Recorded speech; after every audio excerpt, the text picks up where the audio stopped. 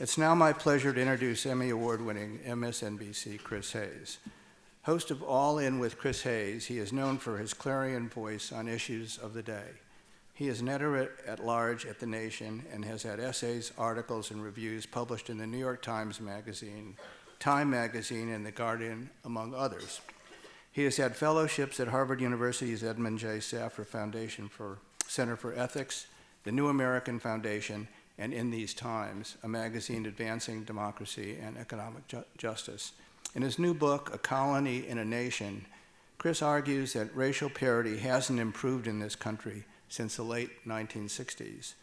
MacArthur Genius awardee Ta-Nehisi Coates called it an essential and groundbreaking text in the effort to understand how American criminal justice went so badly awry. The book makes a very simple argument that American criminal justice isn't one system with massive racial disparities, but two distinct regimes. One, the nation, is a kind of policing regime you expect in a democracy. The other, the colony, is a kind you'd expect in an occupied country. The terrifying truth, says Chris, is that we as a people have created the colony through democratic means. I'm very pleased to have Chris here with you this evening. Ladies and gentlemen, please join me in welcoming Chris Hayes to the Free Library.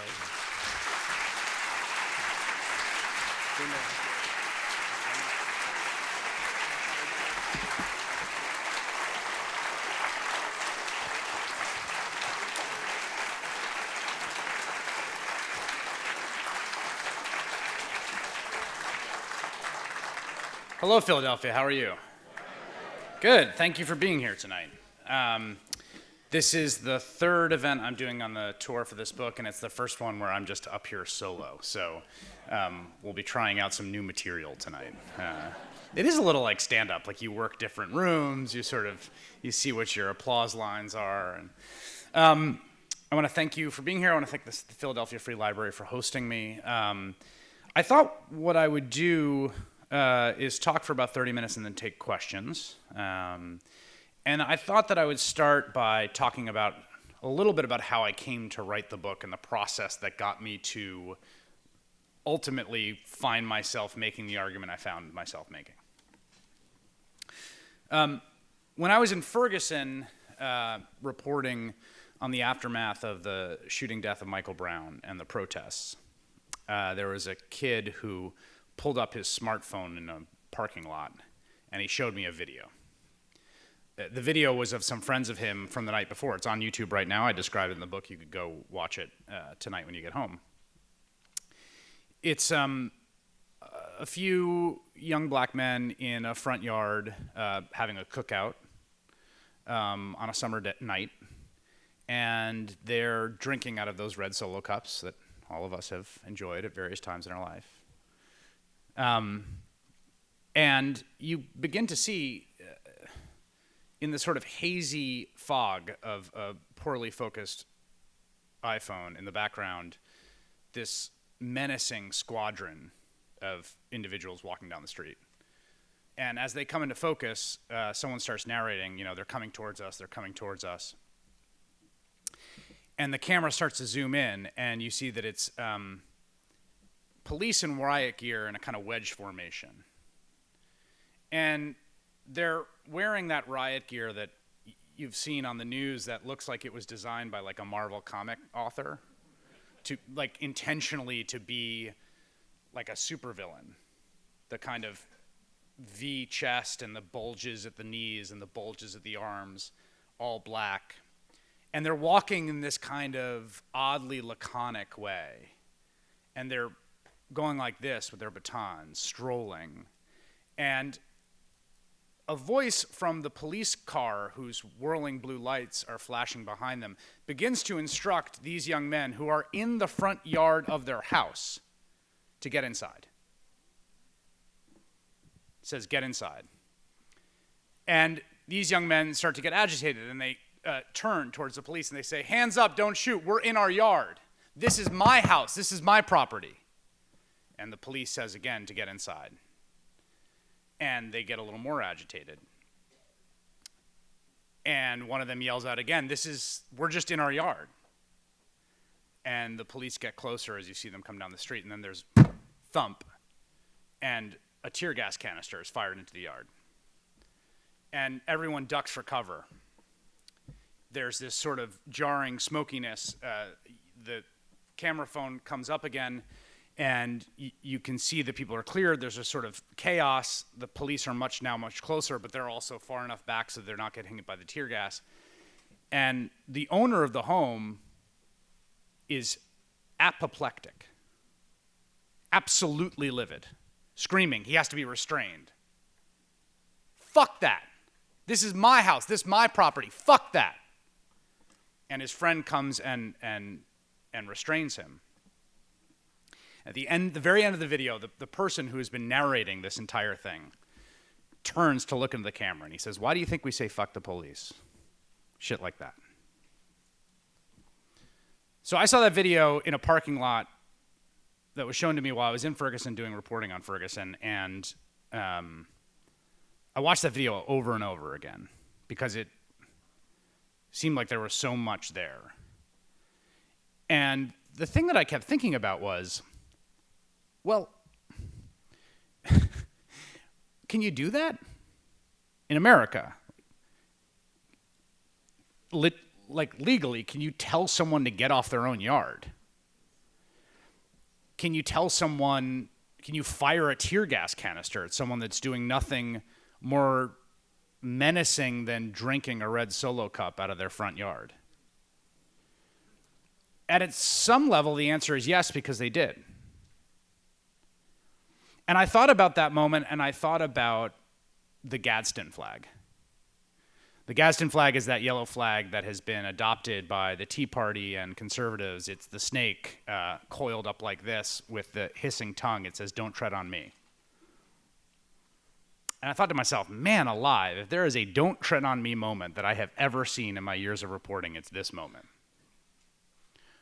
What a fundamental assault on our most cherished principles, right? Private property, due process. The agents of the state just tell you to get off your own front yard. That's the kind of thing that the snake in the Gadsden flag was hissing at. And that sent me actually going back to colonial history. And I reread a whole bunch of colonial history, and what I found in colonial history was that what I had learned about what the revolution was about wasn't wrong per se, but it missed something very important. The revolution we're taught is about taxes, right? People agree that that's what taxation without representation? You guys are all really quiet and silent. I want to make sure, I just want to make sure you're with me, and that I'm not boring you, but you're listening, right? Is that good? Okay, that was just a check-in. Good. Okay, good. We're good. It was almost unnerving momentarily. So, we learned that the revolution is about taxation. No taxation with representation, and it's true. But taxes in the context of the 18th century colonies is a poor match to what we think of taxes. So the way taxes work today is that I have my paycheck and they take some money out and then I got to file, and it's this totally bureaucratic affair, right? At the time, taxes are all tariffs, right? They are enforced on exchanges of goods, and they're a means by which essentially colonial expropriation happens. So the entire mercantilist model, against which Adam Smith would rebel in Wealth of Nations, written the same year as the Declaration of Independence in 1776. The entire mercantilist model of the British Crown is that they essentially control all modes of import and export in the colonies, and they take a tariff exchange, and they grant monopolies to favored companies, Dutch East India Company, to sell certain goods to the colonists. And if you want anything else that's not produced in a British colony, you're out of luck. Okay? So that's what taxes mean in the context of the colonial years. Not your 1040, right?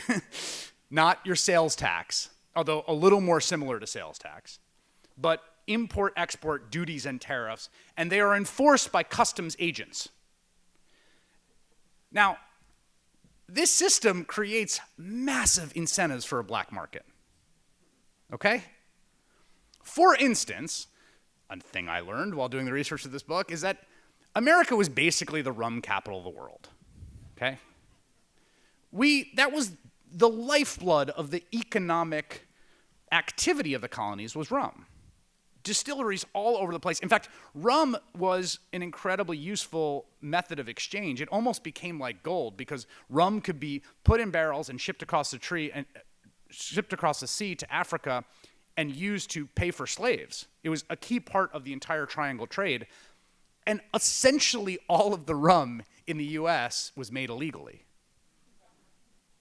And the reason it was made illegally is because the input into the rum was molasses, and you couldn't get molasses out of any of the British islands. They came from Dutch and French islands. So, what arose? Naturally, right? A massive smuggling trade. The colonies in the 1740s and 1750s and 1760s are unbelievably powered by smugglers. Not that dissimilar to the drug trade in neighborhoods that have no access to a legitimate economy, right? There are some sort of interesting parallels, right? The state, somewhat arbitrarily, decides one kind of good is to be regulated in a certain way. Demand for the good still exists, and to connect a bridge between the two is a black market. So that describes the basic structure of the drug market, and it describes the basic structure of colonial smugglers. Now, these colonial smugglers were not marginal figures. One of them was a man by the name of John Hancock. Perhaps you've heard of him. In fact, the smugglers were kind of kingpins. They were inordinately powerful figures because, again, the money that's flowing in and out of the colonies, a huge percentage of those flows are illegal flows. Right?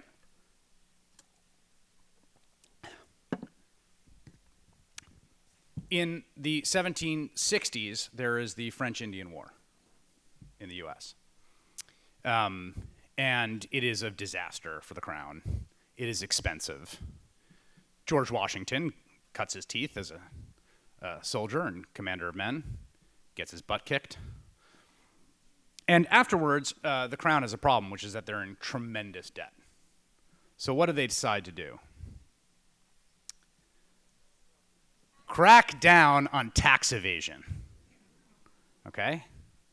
Suddenly, what had been a kind of homeostatic equilibrium in which basically the customs officials looked the other way because they understood that this was kind of how things worked, begins to turn on a dime. What had been gray market and sort of tolerated out of view becomes black market and prosecuted. It is the first tough on crime era in American history. Customs officials ramp up enforcement. They start doing things like impounding ships. They inaugurate what I call in the book the first stop and frisk era. Any random ship can be just pulled over at any time by customs agents. And the customs officers start to double and triple in number, and they start to become more severe. And people react with the exact same, in the precise same register of indignity as that gentleman in his front yard yelling at the cops who fired a tear canister at him. Crowds of people in the colonial era in cities like Newport. By the way, this is a hilarious little factoid. Newport was like basically a completely lawless town at the time. There's a quote in the book about like a customs agent saying he's never met a more piratical people than the residents of Newport. Newport is like it's a den of villainy. It's a big smuggling town. People start rebelling in intense and in some cases violent ways against these customs enforcers. Things will happen where a customs agent will, one of the goods that was being smuggled a lot is Madeira wine, which was extremely popular and hip in the colonies at the time. George Washington loved Madeira wine, but of course Madeira wine where's it come from? Portugal, right? Portugal's a rival empire. Can you get Madeira wine legally? You cannot get Madeira wine legally. So what happens? It gets smuggled in. There's a story about a shipment of Madeira wine being impounded and a mob breaking into the customs office, stealing back the wine, grabbing the customs official and beating him severely. In fact, mob violence against customs officials is fairly routine. Tarring and feathering. There's also increasingly a problem of jury nullification that starts to happen. They bring these cases, these customs cases, and they can't get convictions. Does that sound familiar? So this is all happening at the time. And it just struck me that I had not realized how central policing was. And this is, let's be clear, this is policing. In a quite literal sense, it is law enforcement. I want to read a little bit of Benjamin Franklin, and I should have marked this ahead of time, so you'll indulge me for a second. Where are you, Ben? Because what happens at a certain point is they're running out of customs officers. And so they start, because no one wants the job also, because you might get tarred and feathered. There's, where are you, Ben? So they start bringing in they start bringing in the Navy. So they militarize their police. Also familiar. So the Navy now is going to start playing the role of what had been customs officials, law enforcement, has now been militarized. And here's Benjamin Franklin reacting to this decision by the Crown to begin using naval vessels and sailors to do routine customs searches for smuggled goods. Again, the thing that's at the core of this whole thing is stuff like molasses and Madeira. Benjamin Franklin. Convert the brave, honest officers of your Navy into pimping tide waiters and colony officers of the customs. Let those who in the time of war fought gallantly in defense of their countrymen in peace be taught to prey upon it. Let them scour with armed boats every bay, harbor, river, creek, cove, or nook throughout your colonies, stop and detain every coaster, every woodboat, every fisherman. Thus shall the trade of your colonists suffer more from their friends in time of peace than it did from their enemies in war. Oh, this will work admirably.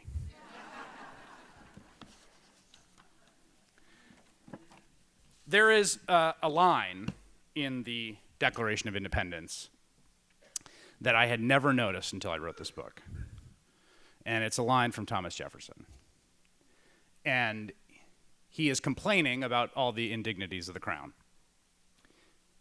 And he says of the king, he has erected a host of new officers, and he has sent hither swarms of officers to harass our people and eat out their substance, which is Jeffersonese for fuck the police.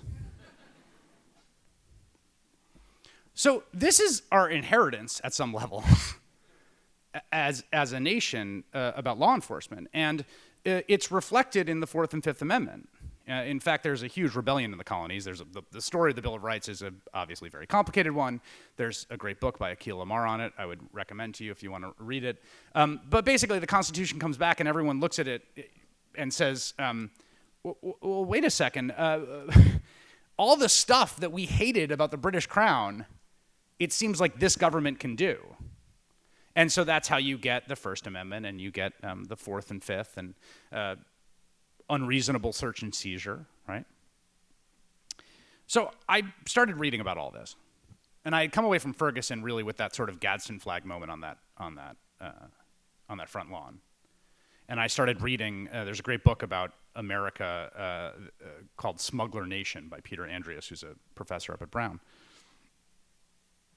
And I was going back to read about the sort of creation of our current kind of law and order politics. And I went back to the kind of original Law and Order speech, which is Richard Nixon in 1968. addressing the convention in Miami Beach amidst the riots in the wake of the assassination of Martin Luther King, the Watts riots 2 years earlier in 1966, basically saying the country is in chaos, our cities are smoldering in flames, and promising law and order. But he does it in a sort of interesting way, because he does it with this kind of equanimity. It's sort of surprising, the on the one hand, on the other handness of the rhetoric of that speech. And at one point he says, look, black citizens, just like white citizens, they want self-determination, independence. They don't want to just be, getting state aid. They do not want to be a colony in a nation. And that was the moment where I sort of thought about this book and this argument. Because it seems to me that there is a grand irony in a nation that experienced a specific kind of colonial humiliation and has erected a criminal justice system that replicates it in so many ways. If you've ever spent any time around the modern criminal justice system, it is impossible to square what happens day after day in it with the procedural, high-minded commitments of due process and liberal democracy. It's a factory. It's a conveyor belt. It's like Lucy with the chocolates.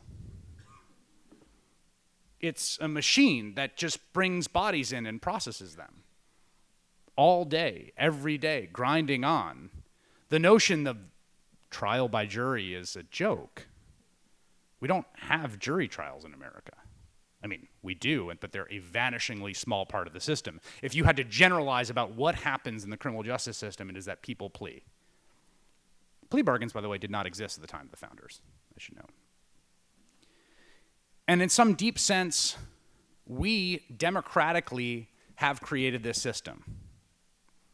And I mean we voters, and I mean we, I'm speaking for myself and for a lot of people in this room, specifically as white voters.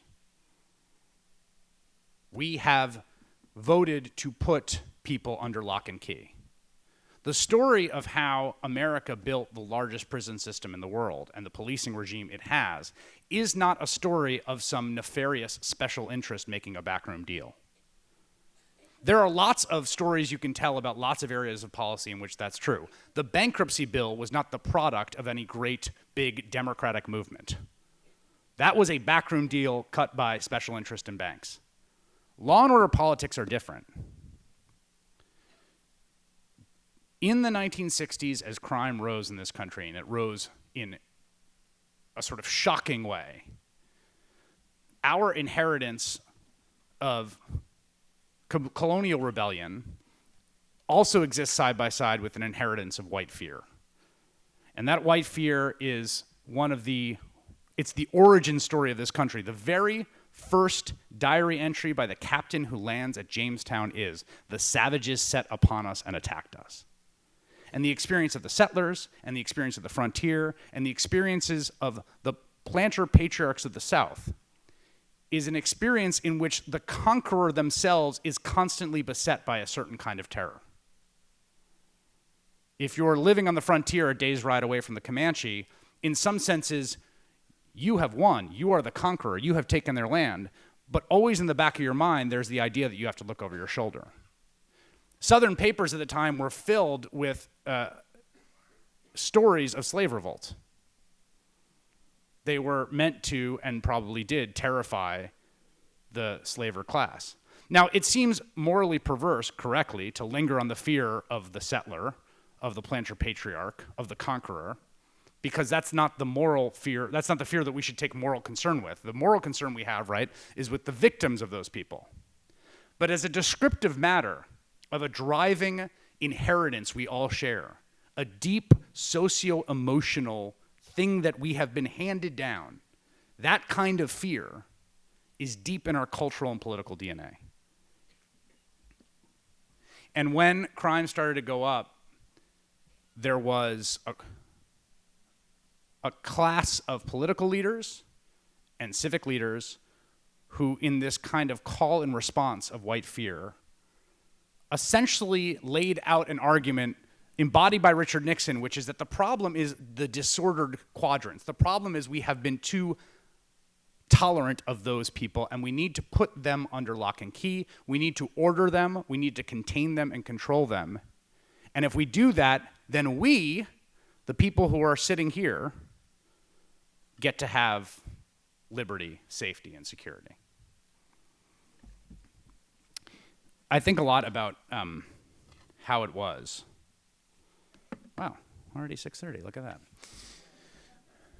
I think a lot about how it was that Donald Trump, look, I went 27 minutes.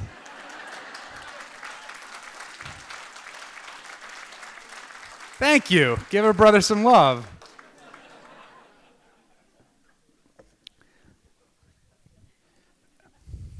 I think a lot about, one of the great paradoxes of the campaign that just happened, I don't know if you paid attention to it, but it's pretty strange situation. One of the great paradoxes of this campaign is how was a real estate billionaire heir from New York able to connect in this deep, abiding, visceral way with the voters of Mahoning County, Ohio, Erie County, Pennsylvania, McDowell County, West Virginia, where I just was. McDowell County is a long way from Trump Tower. And the answer to that question is white fear, I think, in some ways. I think the answer to that question is that Donald Trump's worldview was formed in New York of the 1980s. And there were two things happening that I think formed the way he thinks about politics in a genuine way. I think this is how he actually thinks about it. I don't think this is a manipulated put on. The experience of decline that was New York in the 70s and 80s, the place is going to hell. Things are getting worse. And the idea that there was some other that was to blame for it. That you had to get tough. You had to crack down. It turns out that core elemental political emotional logic is endlessly exportable. McDowell County circa 2016 is a very different place in New York circa 1984, but it turns out that if you go to a voter and tell them that story there, they are very welcoming to it.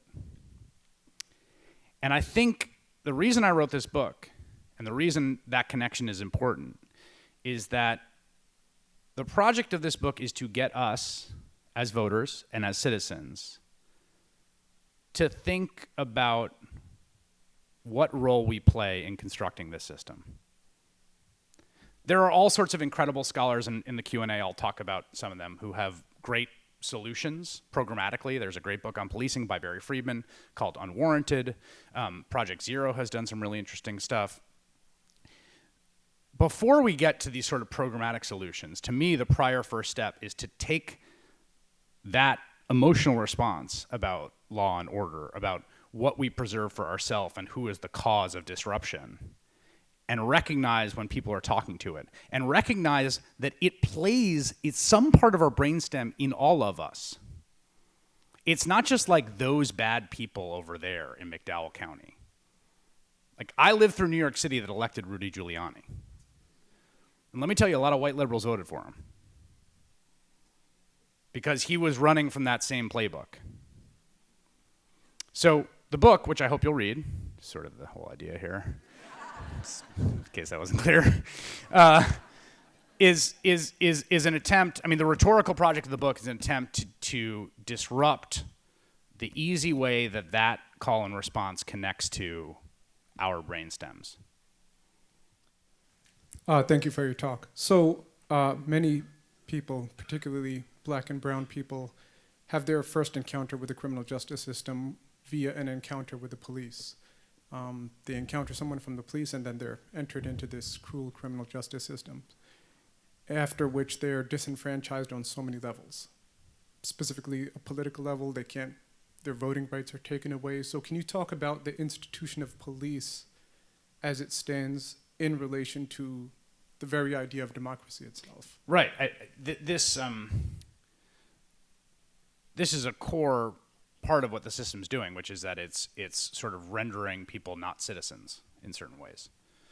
And I should say, again, I'll say this a bunch of times over the next 30 minutes, there's a lot of amazing authors on this. There are a lot of particularly scholars of color.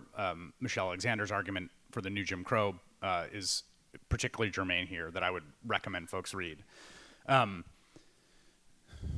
The system works in such a way in that it's dividing people into kinds of people as opposed to dealing with acts. Okay? So one of the things I think that's so pernicious about the way the criminal justice system works and the rhetoric around it is that it's taken up with criminals as opposed to crime. It's taken up with essences as opposed to acts. And one of the things the system does when it pulls people in is they labels them a criminal, which then renders them sort of marginal citizens.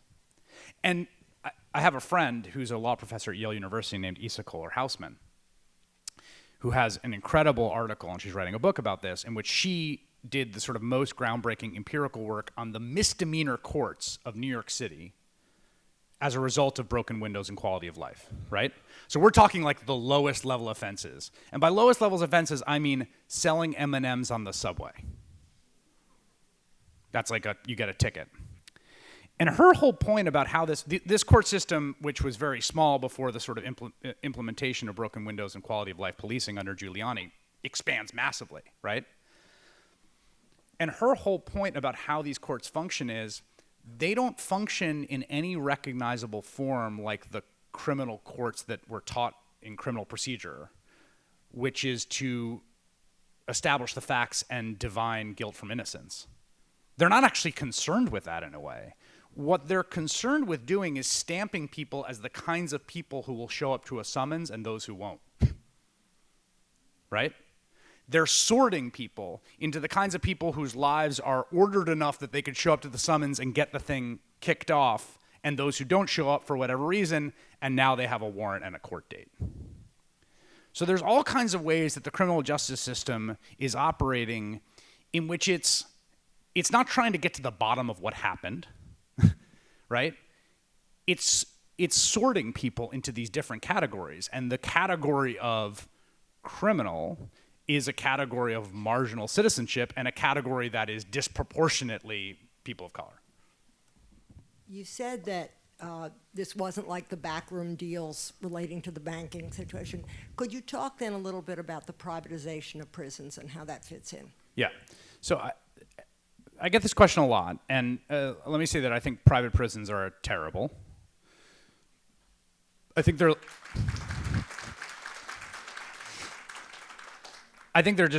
philosophically indefensible. Like it's not a function that should be outsourced. They're even indefensible on a sort of free market grounds. Like where's the competition? Like what's the widget you're selling?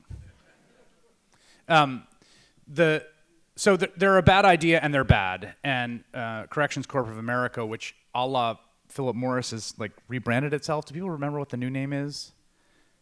No, that's Philip Morris. No, I mean, Corrections Corp of America, its brand was so tarnished that a la Philip Morris and Blackwater had to come up with a new name. I learned this because I just wrote a story about them and about private prisons and immigrant detention, which is a disaster. We broke a story on my show that there's plans in DHS to expand immigrant detention, family detention from about 4,000 to 20,000. So all this to say, bad, bad, bad, bad, bad. That said, they are not the cause of mass incarceration by any means. They are a tiny sliver of the prison population. They play a counterproductive role in state battles over decarceration for sure. They are a lobby in favor of the status quo, as are the prison guard unions, and as are many representatives of areas that have prisons. But I think part of the allure of focusing on the private prison industry is precisely because it is a special interest, and it feels like some sort of external predatory force that's driven this. And just from an empirical standpoint, it's just not true. You could let every person in a private prison out tomorrow, and America would be the most incarcerated nation in the world. Since 9/11, there are two sources of white fear. One is the non-whites in the United States, Yep, and the other is the non-whites in the Middle East. And in the interest of anti-terrorism, there are more and more surveillance, Yep. so that it's very easy for the United States to become completely police state. I completely agree, and I think that that's exactly right. That same framework has taken different objects as the source of that fear. So one of the things of the sort of, let's say, demagogic entrepreneurship of Donald Trump, if that makes sense, was to sort of take that politics of white fear that was targeted particularly at the city's young men of color, particularly around the Central Park jogger, right? And sort of swap in immigrants and Muslims. Because those were really the key objects. The immigrants particularly are the kind of key threat in the story that he talks about. And you see the same playbook also in this sense of disorder, right? When he talks about the border being overrun, he's like evoking some kind of neuroses, some sort of OCD that things aren't in their place. Like, why do you care about the border in Mahoning County? Like, sitting here in this room in Philadelphia, like, well, maybe I guess some will come up here and then they'll work. But like, why is it stressing you out? I just don't understand why it's stressing you out, but it's stressing you out because it gets at some sense of vulnerability and disorder. And I 100% agree that this playbook, the one that in fact, I say in the book, I don't think it's coincidental that the primacy of crime politics and the primacy of terrorism politics do a kind of crossfade. That like there's some sense in which this sort of white fear is sort of always seeking an object. And in the post 9/11 era, that becomes the obsession much more. All of that same rhetoric is used, this sort of presumptive suspicion is used in that context. So given that, you've stated that this has taken place over hundreds of years, it's a mentality that is interwoven kind of into our society as a whole now, particularly with whites in this country. How do we break that down and separate it from people? So people who are clinging to this still, right? How do we separate that? Right. So I think one is I'm tempted to I'm tempted to glibly say read the book, but I won't say that. But no, I think one is start with yourself, right? So like you guys have a DA race here. I know there's a lot going on there. I am well aware. That's an hour-long talk. An honest show of hands here. An honest show of hands. Try to be honest. How many people in this room voted in the last DA election? That's pretty good. Now, you guys are not a representative crew. So one way to operationalize this is start with yourself and your own voting behavior, which is vote in your elections for local prosecutors. Prosecutors make a big difference. There's a lot of empirical work, particularly in a new book by a guy named John Pfaff, who's a Fordham Law professor, who's got a book called Locked In, which is also out, that prosecutors' latitude makes a difference, and the Europeans think it is bananas we elect prosecutors. I think they're right, but we do. So that's one place to operationalize breaking this. Now, the deeper question that you're asking is like, if this is such an inheritance, how do you get people out of thinking that way? And I'll take a second to tell a story about McDowell County, West Virginia, because McDowell County, West Virginia is it's the poorest county in West Virginia. It has the lowest life expectancy in the United States of America.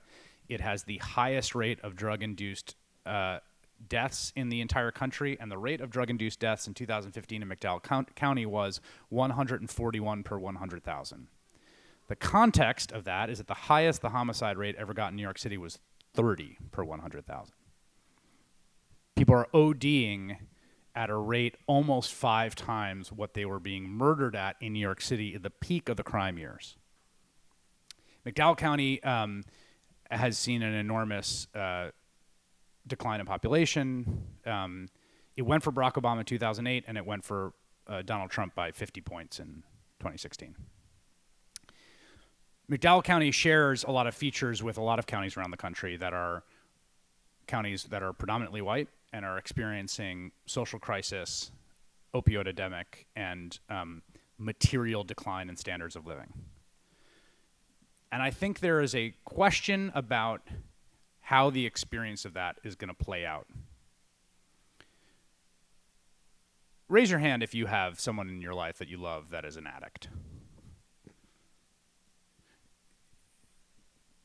One of the key features of being an addict is being enmeshed in the criminal justice system, right? Like, that happens all the time. You get a call from the cops. You got to go bail them out. So addiction in these places also means that people are in the system a lot now. In a weird way, there's a way in which the experience of these huge swaths of white working class America are trending them towards the experience of large swaths of black and brown America that have had for a very long time. And there's two ways those politics can play out. One is a zero-sum politics of doubling down on protecting oneself, because as life becomes more disordered, you want to hold to what's yours. The other model, the one that I'm hopeful for, is one of empathy and solidarity across these different domains. That people that are running up against a criminal justice system that doesn't treat addicts with compassion as people to be treated, but instead as criminals to be prosecuted, are going to start thinking that the criminal justice system has the wrong approach. And there's something maddening about this. There's an article in the New York Times about when addiction has a white face about the opioid epidemic, and now it's like, oh, well, now that it's white folks, let's talk treatment. It's like, well, that was not treatment. I can tell you, I lived through the crack years in New York City. There was not a lot of treatment talk. There's a lot of like, these thugs and dealers. So it's maddening in one respect, but in another respect, it is an opening for something to happen that is a kind of multiracial solidarity, a kind of solidarity around believing in our fellow citizens and listening to our fellow citizens. That's my hope. I just had a question about the first part of your book, where you compare your situation and another man's situation. I don't want to spoil it for anybody who wants to read it. But looking at that situation, did you have to have a kumbaya moment with yourself? And also in writing the book, did you have any other moments where you kind of said, oh, it's different for me than it is for someone else? Yeah, he's referring to a story I tell in the book, which I've told a bit, and maybe you've heard about it, almost getting busted with marijuana walking into the RNC here in Philadelphia in 2000. The short version is for reasons that I cannot explain to this day, decided to have some weed in my bag, and when I tried to go into the RNC in Philadelphia when I was 21 years old, because I was going with my father-in-law, I thought it'd be cool to go watch, I guess, and I was with my then girlfriend, future wife, and the cops found the weed, and I thought I was toast, and then they just put the weed back in the bag, and I got in, and it was fine. And the story I tell is about a young man named Davon Love, who's a sort of an incredible person who's a debate coach and social justice advocate in Baltimore, who almost gets busted for he gets pulled over because he matched the description of a assailant who robbed someone when he's a teenager as he's about to go to visit a friend from Model UN. And he almost gets arrested. And I think about the sort of difference between those two circumstances and how much it would have altered the trajectory of his life, how little really, even if I'd been nicked, that it would have altered mine. And yeah, there's a lot of moments in writing the book that I'm aware of that. Although I also think like that awareness has been there. I've known that. I'm in some ways it's kind of a thing we all know, whether we're willing to talk about it or not. And by all, I mean white people. And I think sometimes this conversation about like white privilege gets very like weirdly therapeutic in a way that's not productive. I think there's a lot of times when we think like the solution to race in America is like talking a lot. And it's like people should do more things, like vote for good DA candidates, like advocate for good policies, stand up in solidarity with your fellow citizens, put yourself in the shoes of someone. Think about a criminal justice system. I mean, this is the way I think to think about the criminal justice system is like, if someone you love was arrested, how would you want the system to act? It's just a really basic way of thinking about it. If someone you love was arrested, even if that person did a bad thing, this is where we get to the real hard part of it. We want to talk about nonviolent drug offenders, and nonviolent drug offenders, by and large, I would say universally should not be in prison, okay? But again, take every nonviolent drug offender, take them out of prison, and America's still the most incarcerated nation in the world. If America wants to decarcerate seriously, it means rapists, people who've committed assault, people who've committed serial robberies, murderers even, getting out of jail. That's the reality. And now we get to the hard part, which is like, are we going to think about those people as human beings who have the possibility of rehabilitation and redemption and being re-welcomed back into society? Or are we going to think about their essence as criminal? And if you look in circumstances in which people from high social status do heinous things, the people around them find it incredibly easy to forgive them. The letters that were sent to the judge in Chicago at the sentencing of Dennis Hastert, the former Speaker of the House, who molested boys as a wrestling coach in Chicago, and his former, and here's the thing, there in some weird way, there's nothing wrong with having empathy for a person you know in a different context, right? But the system doesn't operate that way. The swimming star Brock Turner at Stanford, who raped a woman behind a dumpster, tried to run away until he was grabbed by 2 foreign exchange students and was sentenced to just 6 months because he had a bright future. Again, people feel rage at that, and they should. But actually, I would flip it around, right? It's like, can we look at everyone the way we look at Brock Turner? In this key way, which is that this is a person who did a terrible thing they should be held account for and punished for, but also that is not the sum total story about that person's life. Forever and ever, amen. You've talked about fear, about the sorting and the playbook. And Trump, is obviously the ugly manifestation of a playbook that's been playing out since 1968 in the Republican Party. I believe the media has let a lot of Republican politicians get away with reasonable tones of voice and nice words, or respectable words, without calling them out on that playbook. Maybe it's changing a little bit now, but how do you feel about that? And if you feel somewhat the same way I do, how do you address it?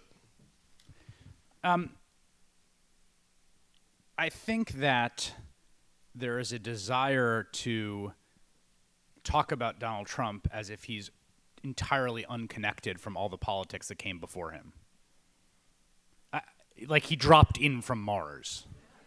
Like it's a foreign invasion, and it's just so, you see it sometimes, and I'd feel tempted, like, aghast that this person would, it's like, he called for us to kill terrorist families. It's like, Barack Obama killed terrorist families. He did. He didn't brag about it. He didn't say that was what he was trying to do. He had a very rigorous process to make sure but we killed women and children. He's, he's setting us against immigrants, and we'll read some history. So I think it is both the case that he really is a unique figure. Holy Lord, is he a unique figure? And I think personality-wise and disposition-wise and resume-wise, the country's been around a long time. It is literally never elected someone with so little experience, ever. And we elected some real losers. There's some real bad ones in there. So, but what I would say I agree with you is that you have to resist the urge to kind of think of him as sui generis and not connect to the Republican Party. And let me go even deeper than that. when we're talking at the local level about these politics, there's not a lot of difference between Democrats and Republicans. I mean, this is the most incarcerated city in the nation, am I right? I think per capita it might be. Like, the Republicans didn't do that, right? And that's why I get back to like this core effect of the politics that Donald Trump is cultivating in people, because different politicians at different times and different circumstances are able to draw it out of us. The final thing I'll say is, like, I do think there's a kind of politeness about, ironically, a political correctness about calling racism racism. That, like, there's all these terms. I even find myself doing it, like, well, he's a white nationalist. Okay, I mean, he's a racist. He's a white supremacist. I think it's very funny also that, like, the world of white supremacists have literally invented a politically correct term called the alt-right. Like, all they do is complain about political correctness and how, like, snowflakes get triggered. But they're like, you have to call us alt-right. Don't call us Nazis. Also, America should be an ethno-state. Hi, so my question is, how do you think the media has played into just the whole mindset that you had mentioned, like this whole kind of openness to fear-mongering? It's played a crucial role in it. So someday I'll write a book about the media. There's a few ways it's played a role, and first let me start with a little bit of apologia. There's a slogan we have in the newsroom, which is, we don't cover the planes that land, right? And it's actually true that Americans vastly overestimate how dangerous flying is. Because when do you see coverage of airplanes? When they crash. So if you just watch the news and then you think, well, how often, airplane safety in America is a miracle. Do people realize that? It's a miracle how safe it is. It's like a civilizational accomplishment that these massive things fly through the air at 700 miles an hour and basically never crash. Getting on one tomorrow. So part of the ways in which it plays, so apply the airplane model to crime and you get some of the same phenomena, right? Like, you cover a murder if you're the local news, because a murder is news and not a murder is not news. And so you are going to produce in the availability set of the human brain, when it's going through its probability heuristic about how likely is a thing to happen, a poor judge of the threat. This is famously true of shark attacks. There's data on this, right? There's a bunch of experimental literature on this, that people massively overestimate incredibly rare threats and massively underestimate incredibly common ones, right? So if you ask people, like, how common are shark attacks, it's like they are off by like orders of magnitude. And if you ask them how common are car accidents, they're like way undershoot it. So that's the general context, which is that part of the way that the media stokes this is just this sort of more foundational problem about the news. But part of it really is just the incentive is to grab people's attention, and the place that you grab people's attention is right here in the brainstem. And the brainstem is the first part of the brain that evolved, and the brainstem is the part that is our fight or flight reflex, and that recognizes threat. And so the coverage of crime, of terrorism particularly, the most effective way to grab someone's attention is to get in there. And the way to get in there is to get people scared. And it's absolutely the case that the coverage of crime, and particularly terrorism, I think, freaks people out. It's something I frankly wrestle with all the time about how to do it responsibly. My question is about the Mahoning County. Do the economics of self-interest outweigh the fear factor and this ability to be more outspoken about your fears with Trump when the economics don't benefit those people? So I think that I think there's something really interesting happening with the healthcare bill that speaks to that right now. That bill is really a piece of crap. Like, it is. And I don't even mean that in some sort of like, I'm a liberal and it's a Republican. Like, I just mean like, by any standard, it's a piece of crap. Like, it has no project. There's no problem it's trying to solve. It's not like, it's like a machine that moves, but for no discernible purpose. And then explodes and is dangerous. Yeah, the only discernible policy goal it has is cutting taxes and redistributing money from up to down.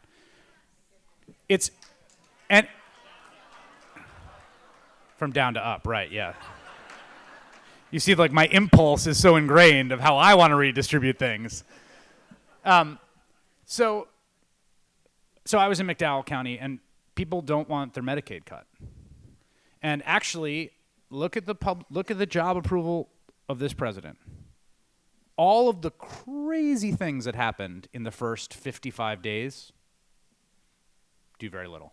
Which is not to say he's popular. He's cruising along at 43% in the polling averages. There is a discernible change in March 6th, and that's the health care bill. And that bill is going to screw people. And that message is getting out.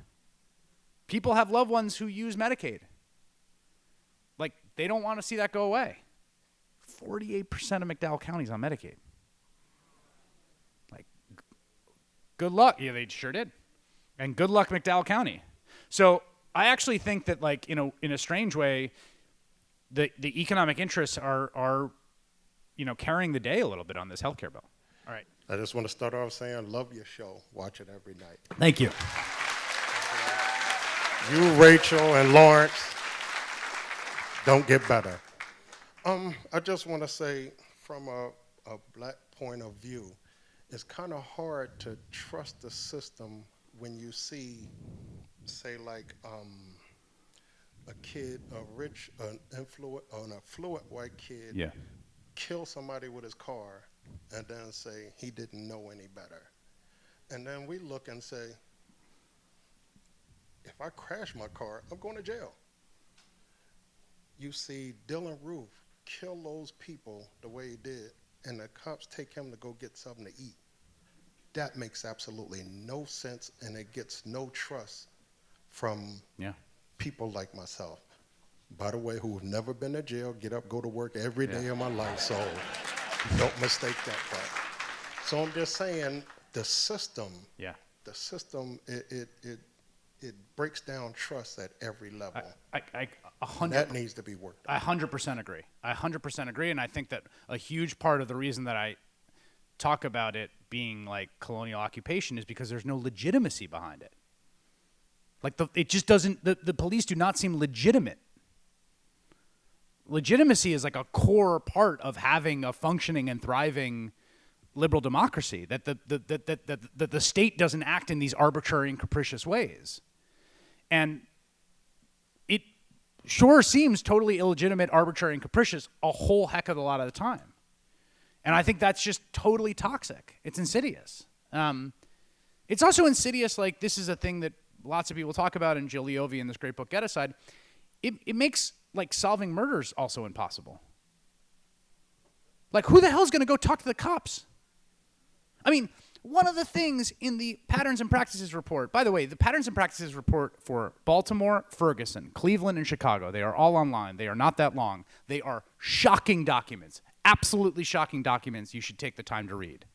They're quoted, a lot of them are quoted at length. The Patterns and Practices report of the Chicago Police Department reports a practice in which they would interrogate teenagers about things that happened.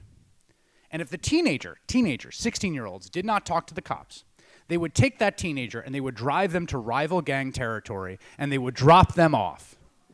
This is in a federal document as documented by the Department of Justice. You tell me who is going to talk to a Chicago police officer in that, yes, and for years. So how are you going to solve a murder on the south side of Chicago if you're wearing the badge of a group of people that do that? Who is going to talk to you? How are you going to work a case on the west side of Chicago or on the west side of Baltimore? And so what you have in those neighborhoods are clearance rates that are 35%, 40%. And Malcolm X said, and has this amazing speech in 61 or 62. He's talking about black communities being a police state. And he just says, like, how is it that we have the most crime and the most cops? Like, how's that work? And that's still true today. All right, thank you very much, guys. I really appreciate it.